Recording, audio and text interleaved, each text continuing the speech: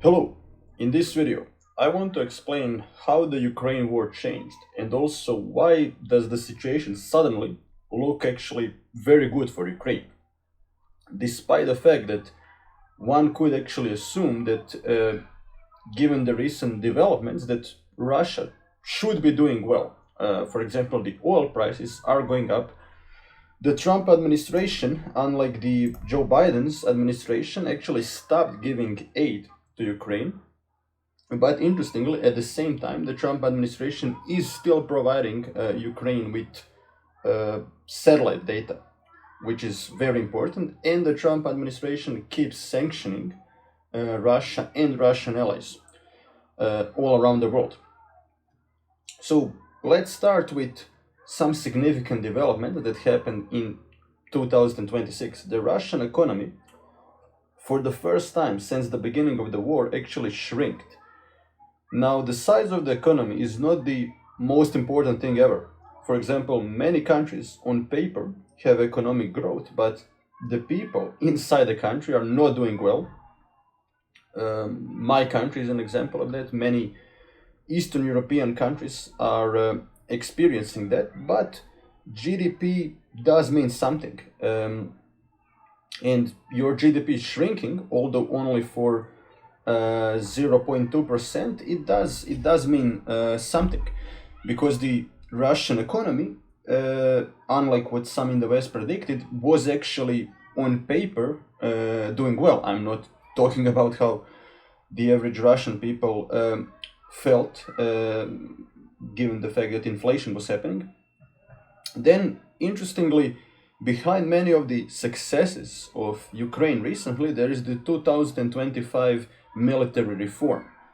Ukraine managed to decentralize their command and give more power to the brigades. The same tactic has been successful throughout history. For example, Tito's partisans became much more successful in late 1942 after they decentralized their military command. Germans were now forced with much more mobile enemy, with units that are now taking more and more initiative. We can also see that sometimes the weaker army, if they have better organization and more decentralization, they are able to take on the much stronger opponent. The same thing happens in the Balkan Wars, when a small coalition of Balkan countries manages to actually take on the Ottoman Empire and conquer their territory, despite the fact that the Ottomans on paper were stronger. What happened? The Balkan countries just had their military reform happen prior to the Balkan Wars, while the Ottomans were still in the process of reforming their military when the First Balkan War started. Now, of course, there is also the element of drones. Ukraine is now able to produce a lot of drones. They are self-sufficient and they are producing more than ever, and they're also using a new type of fiber optic drone that has a longer reach. This time it can even go up to 50 kilometers. And yeah, that's a problem for Russia. Ukraine is now able to strike at their logistics, and that is leading to some serious problems. For example, in 2025, Russia captured 4,800 kilometers, which is still not great, but it's pretty good. While in the last 6 months, when you look at how much Ukraine conquered and how much Russia conquered, Russia actually lost 281 square kilometer. So that's an indication of something. And yeah, the new fiber optic drone is one of the main reasons for this success. Russia has not been able to actually adapt to the fact that now Ukrainian drones have a longer reach. Their military command is still not really thinking in terms of these new possibilities that Ukraine has, and you'll even hear Russian nationalists make that argument that the Russian military command simply has been unable to adapt to this new development. Then what happened? Starlink. Starlink was cut for the Russian military. Elon Musk finally decided to do it. Now, as much as I dislike Elon Musk, that was actually a good decision. He was probably told by the US government to do so. Now, why did it only happen right now?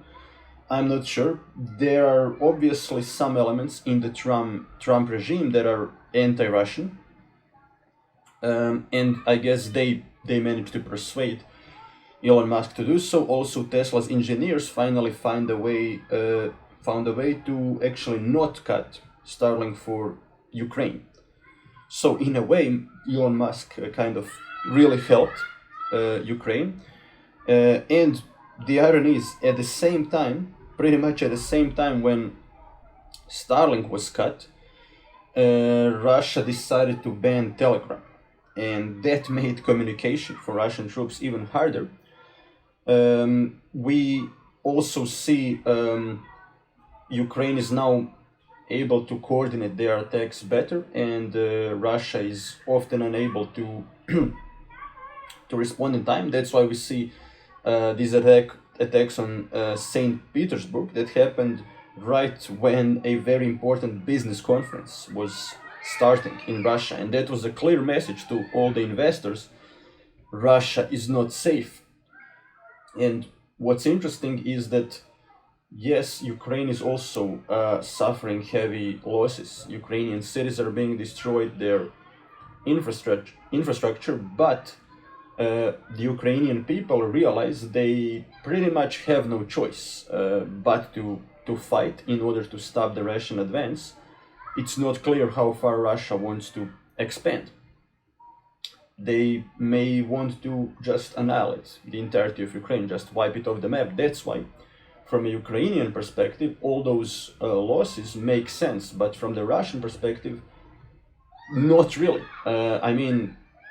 I think that more and more people in Russia are starting to question why are we enduring all of these problems. Why does it matter so much? Like a few square kilometers this way or that way. Also, one interesting development, so Russia recently switched its tactics and started to, instead of doing a large-scale offensives, they started to do small-scale infiltrations with their infantry through the Ukrainian forests.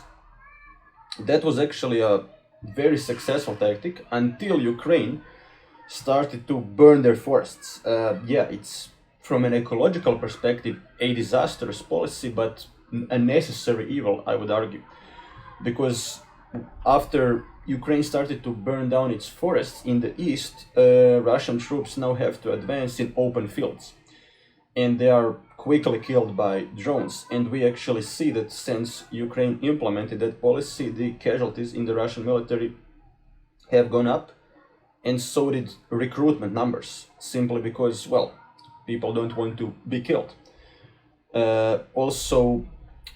As I already mentioned, the best example of Russia inflicting self-harm on its own military was the Telegram ban.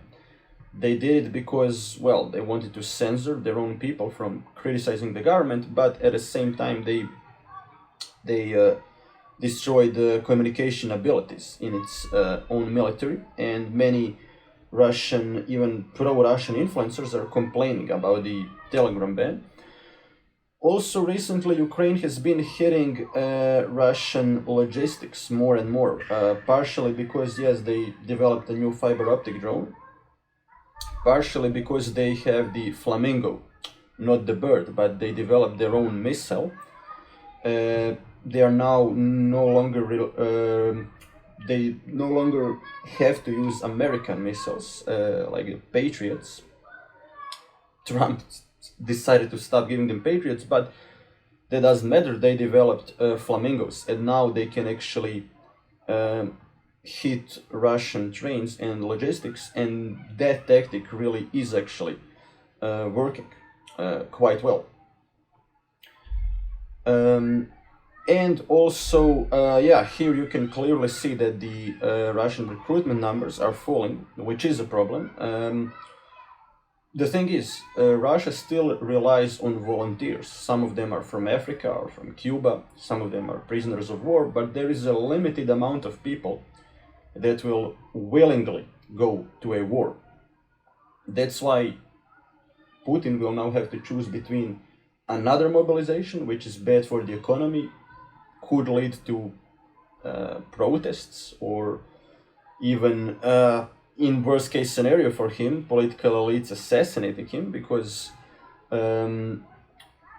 another recruitment is a sign actually of weakness, and it's also actually breaking the implicit promise that he gave to the Russian people, which is that they will not be affected that much by the war.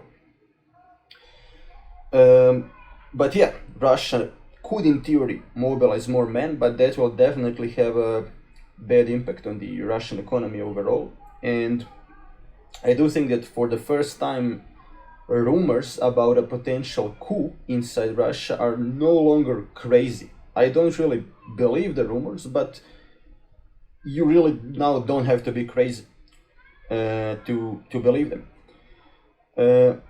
And yeah, let's hope that this bloody war comes to an end. Let's hope that Putin finally agrees to freeze the battlefield, which is what Zelensky asked for, and the US as well. And okay, if you like this video, don't forget to like, share, and subscribe.